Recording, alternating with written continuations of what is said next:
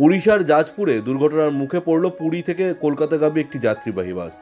সোমবার রাতে স্থানীয় বারবারটি ব্রিজ থেকে পড়ে যায় বাসটি। রাত 9টা নাগাদ দুর্ঘটনা ঘটে বলে প্রকাশিত খবরে জানানো হয়েছে। পুলিশ সূত্র উদ্ধৃত করে সংবাদ সংস্থা পিটিআই জানাচ্ছে, দুর্ঘটনায় অন্তত 5 জনের মৃত্যু হয়েছে। গুরুতর আহত হয়েছেন 30 জনেরও বেশি। চালক নিয়ন্ত্রণ হারানোর ফলেই এই দুর্ঘটনা বলে পুলিশ জানিয়েছে।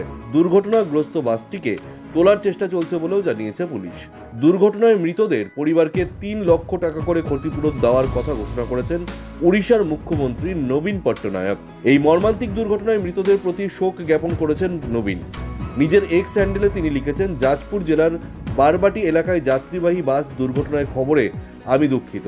নিহতদের আত্মার শান্তি কামনা করছি এবং তাদের পরিবারের প্রতি আমার সমবেদনা রইল। এছাড়াও আহতদের দ্রুত আরোগ্য কামনা করছি। দুর্ঘটনাগ্রস্ত বাসটিতে 50 জনেরও বেশি যাত্রী ছিলেন বলে প্রাথমিক তদন্তে জানতে পেরেছে পুলিশ। খবর পেয়েই পুলিশ এবং দমকল বারবাটি সেতুর কাছে পৌঁছে যায়। শুরু হয় উদ্ধারের কাজ।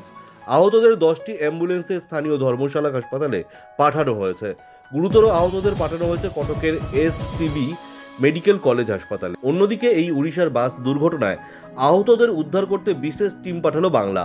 পুরী থেকে কলকাতা ফেরার পথে জাজপুরে বারবাটি সেতু থেকে উল্টে যায় যাত্রীবাহী বাস। সোমবার দুর্ঘটনায় অন্তত 5 জনের মৃত্যু হয়েছে বলে প্রাথমিকভাবে জানা গেছে, যার মধ্যে পূর্ব পশ্চিম মেদিনীপুর এবং কোচবিহারের 4 জন বাসিন্দা রয়েছেন। আহতদের মধ্যে 32 জন ছিলেন বাংলার।